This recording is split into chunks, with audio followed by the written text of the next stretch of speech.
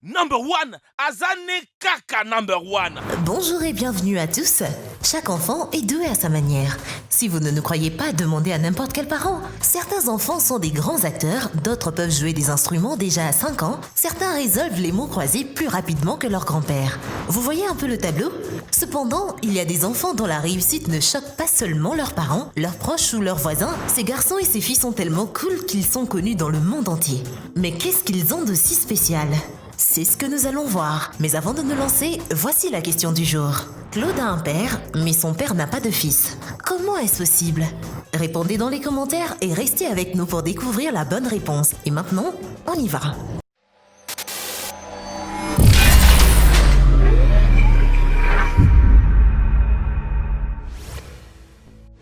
Et surtout, n'oubliez pas d'aimer et de vous abonner pour ne rater aucune de nos vidéos.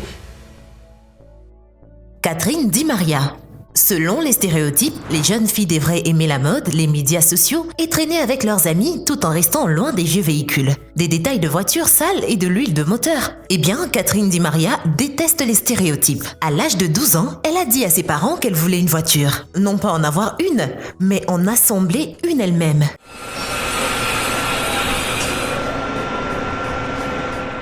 Ses parents étaient surpris bien sûr, mais Jerry Di Maria, le père de la fille, était un fan de voitures classiques. Alors bien sûr, il a accepté. Il a supposé que le passe-temps de sa fille ne durerait pas plus de 3 mois, alors il lui a acheté une Pontiac Fiero 1986, complètement détruite pour $450. Soit dit en passant, Catherine a gagné cet argent elle-même en faisant du babysitting. Mais pourquoi Catherine voulait-elle monter une voiture ? Selon elle, c'était une bonne idée d'apprendre beaucoup de choses sur les voitures et cette expérience lui serait utile si elle décidait de faire carrière dans l'ingénierie. À l'âge de 12 ans, faisiez-vous des projets aussi sérieux pour l'avenir ? Il s'est vite avéré que Catherine, malgré les inquiétudes de son père, n'allait pas abandonner ce qu'elle avait commencé. Elle s'est obstinée à réparer la voiture avec l'aide de ses parents.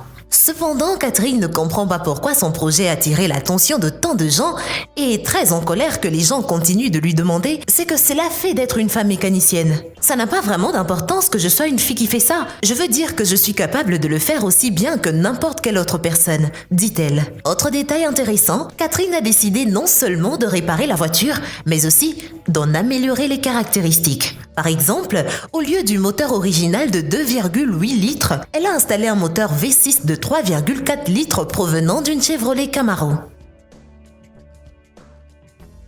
Gintajali Rao.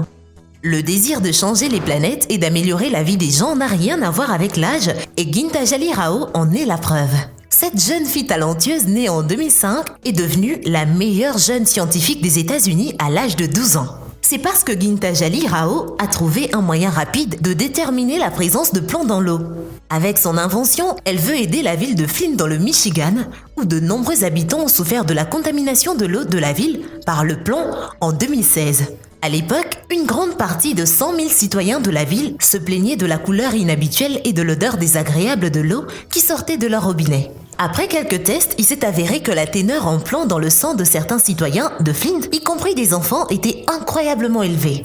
L'état d'urgence a été déclaré et 5 millions de dollars ont été alloués pour éliminer la contamination. C'était une affaire très médiatisée.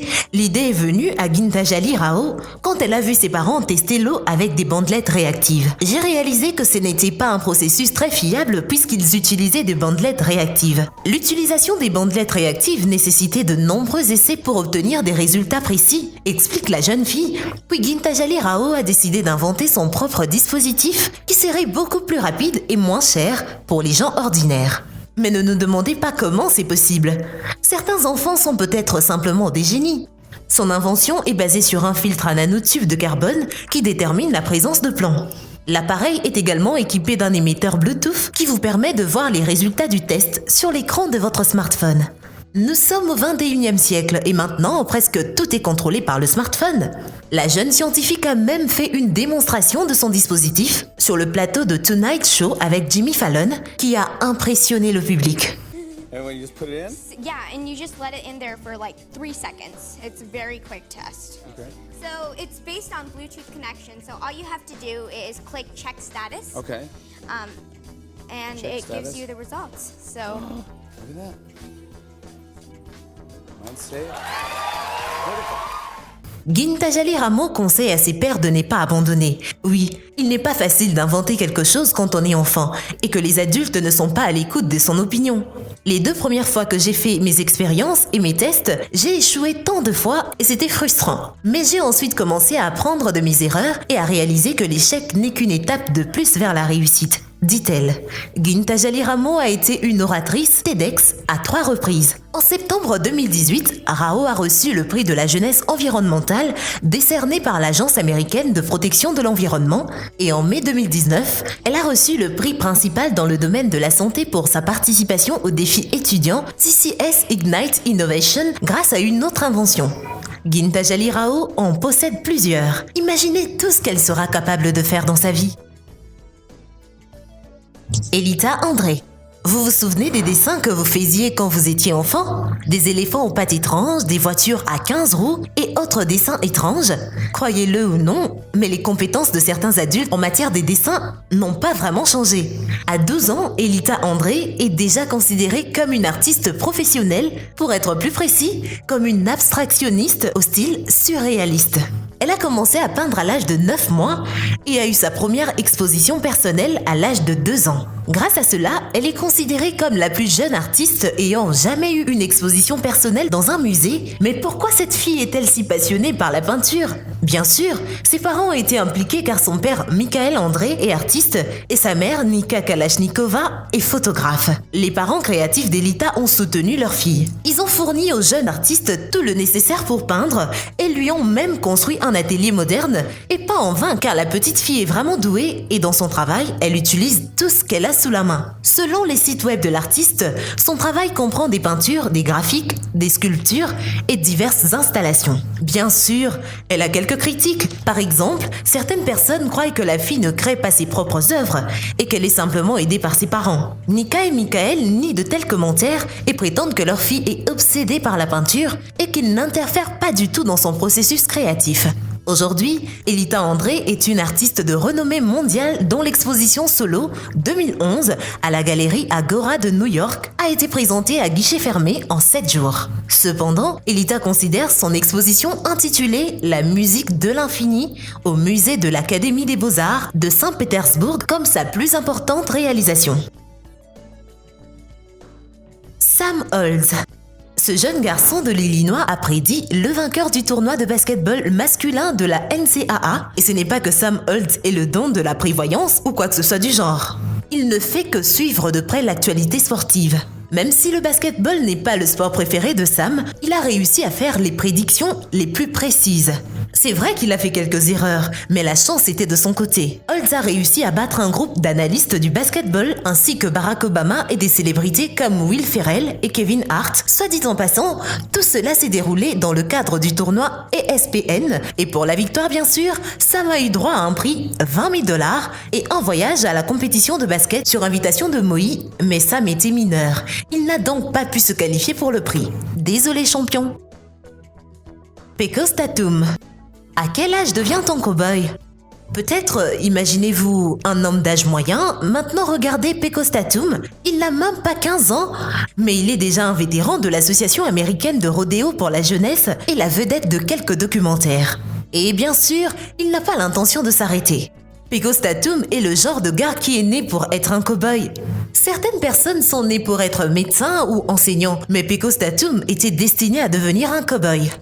Le père du jeune Talon a pratiqué le rodéo presque toute sa vie. Sa mère a grandi dans un ranch et aimait aussi le rodéo.